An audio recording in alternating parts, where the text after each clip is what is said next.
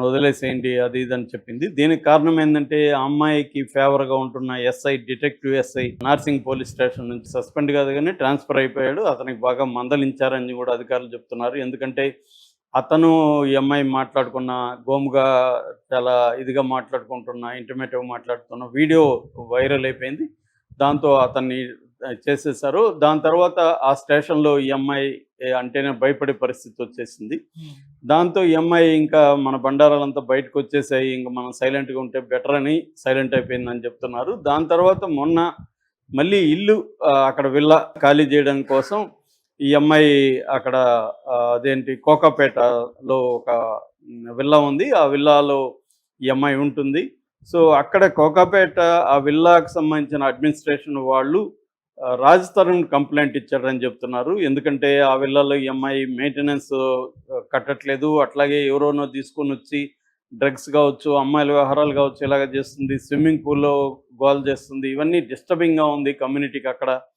మీరు ఇంట్లో నుంచి ఈ అమ్మాయిని బయటికి పంపించేయండి అని రాజ్ తరుణ్‌ని అడిగినట్టు తెలుస్తుంది. దాంతో రాజ్ తరుణ్ తన అమ్మా నాన్నని, కొంతమందిని సామాజిక కార్యకర్తలని వీళ్ళందరిని పిలిచి, ముఖ్యంగా మహిళా కార్యకర్తల్ని కొంతమంది బౌన్సర్ లాంటి వాళ్ళని పిలిచి తీసుకెళ్లారు. సో, అక్కడ గొడవలైనాయి. ఆ అమ్మాయి మళ్ళీ వచ్చి నార్సింగ్‌లో కేసు పెట్టింది. ఇట్లా రాజ్ తరుణ్ అండ్ శేఖర్ భాష నన్ను చంపడానికి కొంతమంది రౌడీలని 15 మంది రౌడీలను పంపించారు నార్సింగ్‌లోకని. నార్సింగ్ పోలీసులు ఆ అమ్మాయికి కౌన్సిలింగ్ ఇచ్చారు. కౌన్సిలింగ్ ఇచ్చి ఇది ఇద్దరిది ఇల్లు అని చెప్తున్నావు కదా! మరి వాళ్ళ పేరెంట్స్ కూడా ఉండే హక్కు ఉంది కదా! వాళ్ళు కూడా ఉంటారిక్కడ. వాళ్ళని నువ్వు అలౌ చేయని చెప్తే ఈ అమ్మాయి అలౌ చేసింది. సో, ఆ తర్వాత ఆ అమ్మాయికి వీళ్ళు ఉండడం వల్ల ఇబ్బంది అయిందో ఏమో మళ్ళీ కొత్త నాటకానికి తెరదీసింది. అదేంటంటే వాళ్ళ అమ్మ, నాన్న ఇంట్లో ఉంటూ ఎవరోనో పిలుస్తున్నారు. వాళ్ళు నా మీద ఒక నలుగురు మహిళలు వచ్చి నా మీద దాడి చేయబోయారు.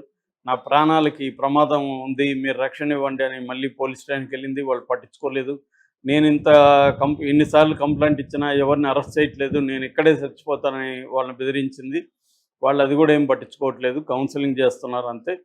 సో, దీని తర్వాత ఏమైందంటే ఇప్పుడు ఈ అమ్మాయి ఇంకొక కొత్త డ్రామాకి తెరలేపిందని చెప్తున్నారు. అదేంటంటే ఒక మంత్రికి సంబంధించి కొంతమంది వ్యక్తులకు మేమిద్దరం డబ్బులివ్వాలి. దాదాపు 50,00,000 ఇవ్వాలి. అందులో రాజ్ తరుణ్ 35 తీసుకున్నాను. నేను 15 తీసుకున్నాము. ఇప్పుడు వాళ్ళు నాకు ఫోన్ చేశారు. మీరు డబ్బులు కట్టట్లేదు. 2 ఏళ్లుగా ఇంట్రెస్ట్ కూడా కట్టట్లేదు కాబట్టి ఈ ఇల్లుని మేము స్వాధీనం చేసుకుంటాం. ఎందుకంటే ఈ ఇల్లుని తనఖా పెట్టి తీసుకున్నారు మీరు. స్వాధీనం చేసుకుంటామని వాళ్ళు నాకు ఫోన్ చేసి చెప్పారు. నేను కూడా 1 వీక్‌లో కీస్ ఇచ్చేస్తానని చెప్పాను అని ఆ అమ్మాయి చెప్పింది. అంటే ఇది ఒక కొత్త డ్రామా అని చెప్తున్నారు. ఎందుకంటే లీగల్‌గా ఈ అమ్మాయి పేరుతో ఆ ఇల్లు లేదు. లీగల్‌గా ఎవరి పేరుతో ఉంది? రాజ్ తరుణ్ పేరుతో ఉంది. అది ఆ అమ్మాయి కూడా చెప్తుంది. కాకపోతే అమ్మాయి ఏం చెప్తుంది? ఇది మేము 11, 12 ఏళ్లకు ముందు కొన్నాము. అప్పుడు కొన్నప్పుడు 1,50,00,000 నేను 70,00,000 పెట్టాను. కాబట్టి సగం నాకు వాటా ఉందని చెప్తుంది.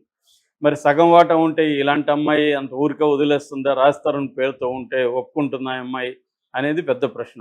ఎందుకంటే ఈ అమ్మాయి హిస్టరీ చూస్తే ఎక్కడ కూడా ఈ అమ్మాయి చెప్పేవన్నీ నమ్మడానికి అనుకూలంగా ఎప్పుడూ లేవు. ప్రతిసారి ఈ అమ్మాయి అనేక అబద్ధాలు ఓపెన్‌గా చెప్పేయడం, మళ్ళీ ప్లేట్ ఫిరాయించడం రకరకాలుగా చేస్తుంది. ఎందుకంటే ఫస్టు రాజ్ తరుణ్‌తో నేను పెళ్లి చేసుకున్నాను. గుడిలో కూడా పెళ్ళయింది. రాజ్ తరుణ్ నేను కలిసున్నాము అనేది చెప్పింది. రాజ్ తరుణ్ కూడా దాన్ని డినై చేయలేదు. పెళ్లి చేసుకోలేదని చెప్పాడు కానీ 11 ఏళ్ల పాటు మేము కలిసి ఉన్న మాట నిజమే. ఆ తర్వాత ఈ అమ్మాయి మా అమ్మ నాన్నని నీచంగా మాట్లాడడం, డ్రగ్స్‌కి అలవాటు పడడం ఇవన్నీ దీంతో నేను వదిలేసానని చెప్పాడు.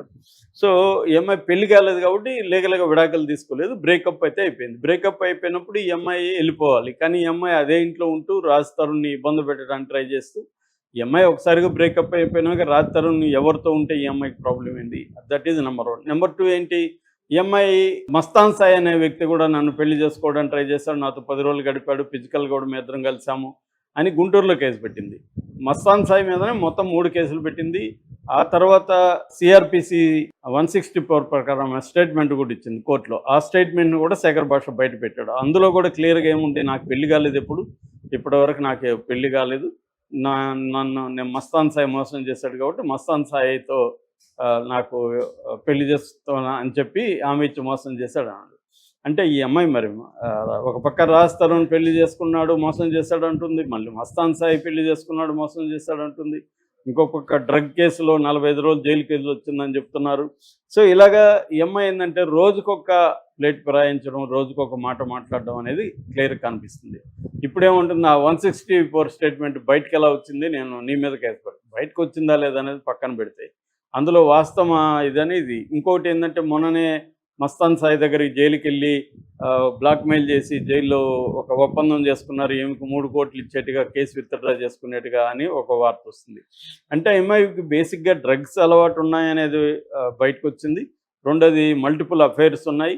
మూడవది ఆస్తుల కోసమే, ఇంటి కోసమే రాజ్ తరుణ్ని బ్లాక్మెయిల్ చేసి బెదిరించి ఇల్లుని తన పేరుతో రాయించుకొని ఒప్పందం చేసుకొని ఇది. అంటే ఈ మధ్య కొంతమంది ఏం చేస్తున్నారు, బ్లాక్మెయిల్ అబ్బాయిల్ని, కొంత డబ్బులున్న అబ్బాయిల్ని ట్రాప్ చేయడం, ఆ తర్వాత వీళ్ళ బయటకు వచ్చినాక వాళ్ళు వీళ్ళతో ఉండలేకపోవడం, దాంతో వీళ్ళు బ్లాక్మెయిల్ చేయడం, నీ మీద కేసులు పెడతాను, డొమెస్టిక్ వైలెన్స్, ఇవన్నీ బాగా దేశంలో పెరిగినాయి. 498 ఇవన్నీ కూడా ఫాల్స్ కేసులు అనేవి బాగా పెరిగాయి. అమ్మాయిలు ఒక ప్లాన్డ్గా దీన్ని, ఒక పథకం ప్రకారం రిచ్ అబ్బాయిల్ని ముందు ట్రాప్ చేయడం, వాళ్ళని పెళ్ళిళ్ళు చేసుకోవడం, దాని తర్వాత వీళ్ళ విచ్చడి జీవితాన్ని చూసి వాళ్ళు భయపడడం, దాంతో వాళ్ళని బ్లాక్మెయిల్ చేసి డబ్బులు లాగడం, ఈ క్రమం మనకు కనబడుతుంది. ఇటీవల కోర్టులో అనేక కేసులు ఉన్నాయి. ఆత్మహత్యలు విపరీతంగా అబ్బాయిలు చేసుకుంటున్నారు. సో ఈ అమ్మాయి కూడా ఆ కేటగిరీ కిందకి వస్తున్నట్టుగా కనబడుతుంది. అందుకని ఈ అమ్మాయికి లీగల్గా ఏం జరగట్లేదు కాబట్టి ఇప్పుడు బ్లాక్మెయిల్కి మళ్ళీ ఒకసారి దిగింది.